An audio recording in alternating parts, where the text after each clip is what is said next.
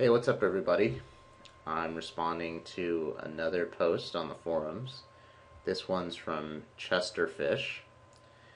And what we're basically going over is his question is whether or not we can fold a set here. So I'm going to go through the notes just real briefly, real quick. So he says villain opens 100% of buttons, and they played a large sample, about 4,500 hands. Villain c-bets around 60%, turn c-bets around 60%. In the past, he's varied his bet sizing based on his hand strength, but in this match, he's mostly just three-quarter potting c-betting, which I think is what he does in this situation. So it's just a standard c-bet size. He had a really low raise percentage on all streets. However, he started to check raise flops in the last match. He seems to be one and done a decent amount, so he's not following through on his bluffs in good situations very much, which is somewhat important in this situation. This is his first 3-bet in a single raise pot, so that means that versus check raises on the flop, he has not been playing back by raising. He's been playing back by calling or not playing back at all. Although he did mean 3-bet once in a 3-bet pot and then check folded the turn. So his fold c-bet versus raise is 43, which is reasonably high for a player who's only c-betting 60%. He's down 2 blinds this session, but he's up against Chesterfish overall. So our villain min raises, and we call with sixes, 6 of hearts, 6 of spades. And hero checks the button bets, and the flop is 6, 9, 7 with a flush draw. 6 of clubs, 9 of clubs, 7 of hearts. We check raise, and villain 3-bets us. So immediately I would assume that our villain is going to have a pretty value-heavy 3-betting range based on the fact that he is...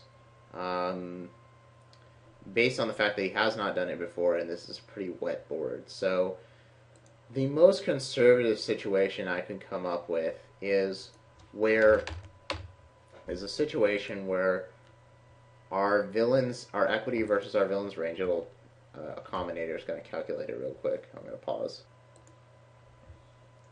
Okay, so in the most conservative scenario, and this is where our villain is only 3-betting top 2 pair, straights, and sets, then we have 40% equity versus his range. If that is the case, then we should definitely just be calling the flop, but we shouldn't be folding the flop.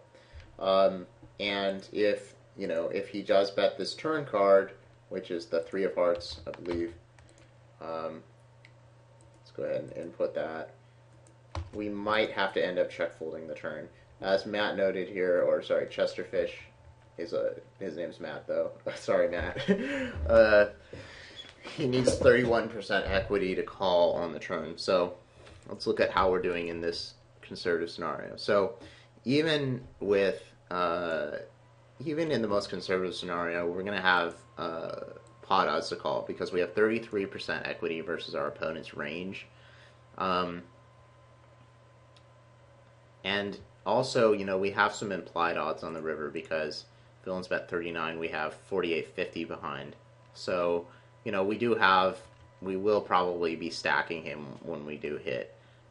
However, we might have to probably end up calling the river, say if the river was like a deuce of diamonds or something.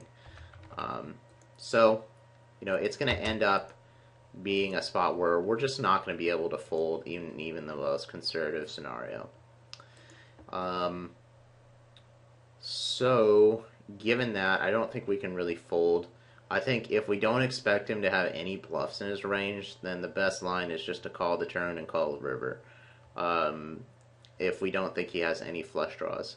However, I think that's a little bit conservative of an assumption. I think he will be c-betting, or he will be 3-betting the flop with some hands that he's going to be c-betting the flop with some hands or c-betting and then 3-betting the flop and barreling the turn with some hands like a pair or a flush draw plus a gut shot, particularly like hands here. I'll go ahead and manually add them.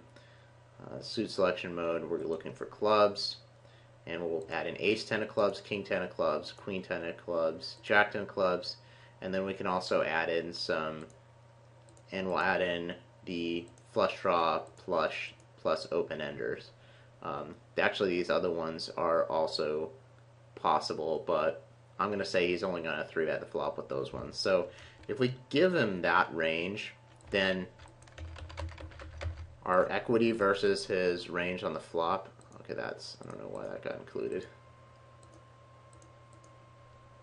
Sometimes Combinator can be really frustrating to use, but in my experience, it's the best tool for you doing individual hand analysis. So it's calculating. I'm going to pause the video and then come back when it's done. Okay, so given that range, we have 54.37% equity versus his 3-betting range on the flop. So therefore, jamming flop is going to be plus EV if he is 3-betting some of his draws. And that's actually only a small percentage of his draws. He has a lot of combinations of hands, possible flush draws that he can 3-bet on this board. He could 3-bet, the other 8x of clubs. He could 3-bet 7x of clubs, which is a pair plus a flush draw. He could 3-bet 5x of clubs. There's a lot of those as well. Ace, any 5x of clubs. And then there's some other 10x of clubs that he could also 3-bet. So this is him only 3-betting the strongest of his combo draws, and we still have 54.37% equity. So I think, given that, I think flop is actually a jam. And if we look at the turn, let's assume just that we didn't jam flop. The turn is the 3 of hearts, I believe. It's going to calculate those real quick. Hold on one second. Yeah, turn is the 3 of hearts. And therefore on the turn, we have 52% equity versus his range. And I think, it's reasonable to assume that he's going to follow through on the turn with those hands because they just have so much equity. And our range looks like, maybe we've check raised the flop with a hand like 9-8 or something like that, or some sort of draw, and we're going to check fold the turn. So, and his hands just have so much equity. So we can check ship the turn, and since none of that range is folding when we shove, because all of his draws will be getting sufficient pot odds, and he's not going to fold a set or 2 pair or straight. We can actually check raise the turn for value, and it's good. So that's given I think a pretty realistic analysis, and if we were to just make it slightly more conservative again, we could find like the break-even point. So let's say he's only 3-betting like king high and ace high flush draws with either an open ender or a gut shot. And yeah, so well actually so those are those, and let's look at our equity versus his range on this turn, even with that assumption. So even then we have 45% equity. And, generally I say, I always say if you don't have more than 50% equity versus your opponent range, you shouldn't be raising for value. But this is one of those situations where if he has a flush draw, we want to just get the money in versus that. And versus the rest of his range, we're just going to check ship the turn, and because we're going to be calling down on basically any river. Because on the river we're going to be getting about 4-1 or something. We're going to need 20% equity, and we're going to have to call anyway. So, given all that, I think the turn is a check ship. I think the flop is a shove, and yeah, I think that Chesterfish has probably put a few too many sets into his opponent's range. He does have a fair amount of sets, but he's only got. If we look at in Combinator here, if we look at the output for values, he has 32 combinations of straights and only 6 combos of sets, and then 9 combos of 2 pair. So we can see that, versus his straights, we're going to have roughly, I think it's around 34% equity. So we're not in terrible shape versus his straights. And versus his 2 pairs, we have pretty good equity, somewhere around like 80-85%. So we're really only completely crushed when he has a set, and that's only 6 combos. which is going to be around 10% of the time of his overall flop 3-betting range. So, yeah, I think Chesterfish has overestimated the frequency that our opponent has sets. So, yeah, that's my analysis of this hand.